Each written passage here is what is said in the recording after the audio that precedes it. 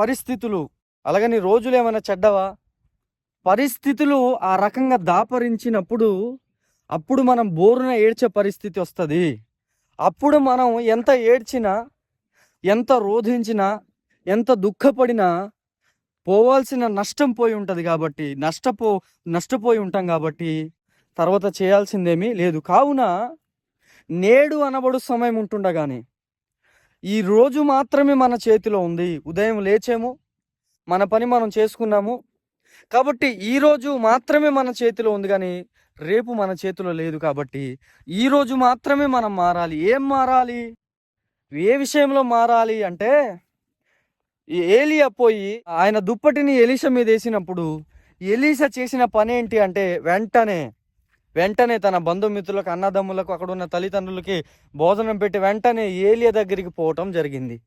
ఏలియా దగ్గరికి పోయిన తర్వాత అతనితో ఉంటూ గొప్ప ప్రవక్తగా ఎదగటం జరిగింది. దేవుడు అవకాశం అనేది ప్రతి వ్యక్తికి కూడా ఇస్తాడు. అందుకోసమని తర్వాత ఎలీషా ఎలా వాడబడ్డాడు? అక్కడున్న ఆ ప్రాంతంలో ఉన్న రాజులు ఎలీషాకు భయపడతారు. ఎలీషా ఏం చెబితే అది జరిగే పరిస్థితి. ఎలీషా కుష్ఠరోగులను సహితం, ఎలీషా అని ఒక వ్యక్తి ఉన్నాడు, అతని దగ్గరికి వెళ్తే స్వస్థత దొరుకుతుందని నయమానికి తెలిసినప్పుడు నయమాను ఎలీషా దగ్గరికి వెళ్ళాడు.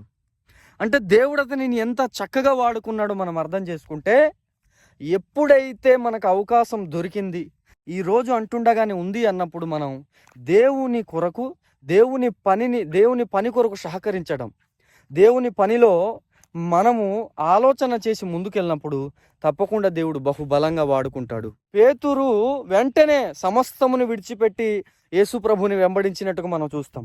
అంటే టైం ఉన్నప్పుడే, ఇక నాకు వయసు ఉంది కదా, ఇక నాకు టైం ఉంది కదా, నేను పనిలో బిజీ అయిపోయాను, ఇక చేద్దాంలే, రేపు చేద్దాంలే, ఎల్లుండి ఉంది కదా, ఇలా ఎన్నో ఆటంకాలు ఉన్నాయి కదా, ఇలా మనం ఆలోచించేమనుకోండి, దానివల్ల మనకు ప్రయోజనం లేదు.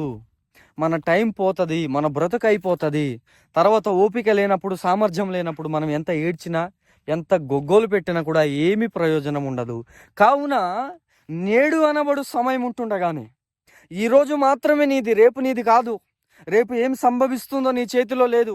రేపు ఏం సంభవించినా దాన్ని అనుభవించడమే తప్ప దాని నుండి బయటపడే పరిస్థితి నీకు ఉండదు. కాబట్టి ఈరోజు ఉంటుండగానే నీలో గొప్ప మార్పు రావాలి, నువ్వు మారాలి.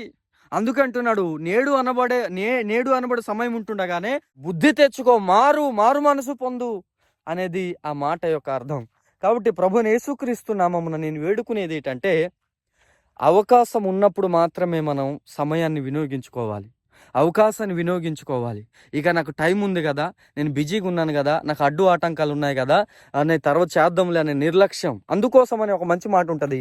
హిజ్కియా రాజు దగ్గర ప్రవక్త అయినటువంటి యెషయా పోయి మరి అంటాడు కదా, నీ ఇంటిని చక్కబెట్టుకో అంటాడు.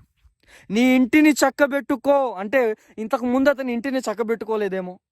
ఇంటి అంటే మన జీవితం, మన కుటుంబం, ఆ రాజ్యం, అతనుకున్నటువంటి రాజ్యం. ఈ రకంగా ఇంతకుముందు అతను దానిని చక్కబెట్టుకోలేదు కాబట్టే కదా చక్కబెట్టుకో అంటున్నాడు దేవుడు. ఒకవేళ ఇంటిని చక్కబెట్టుకోకపోవడానికి గల కారణం ఇప్పుడు మనం మాట్లాడుకున్నాం. చేద్దాంలే, జరుగుతుందిలే, ఎప్పటికైనా జరుగుద్ది కదా, ఇలాంటి ఆలోచనలు మనం కలిగి ఉండటం. ఈరోజు సమయం ఉంది. ఈరోజు మన జీవితాన్ని, ఆధ్యాత్మిక జీవితాన్ని చక్కబెట్టుకోవాలి. ఆలోచన చేసి దేవుని పని కొరకు సహకరిస్తూ దేవుని పనిలో మనం ముందుకెళ్ళగలిగితే తప్పకుండా దేవుడు మనల్ని బహుబలంగా, ఎలీషాను వాడుకున్న దేవుడు, పేతురుని వాడుకున్న దేవుడు మనలను కూడా వాడుకుంటాడని ప్రభు పేరట మనవి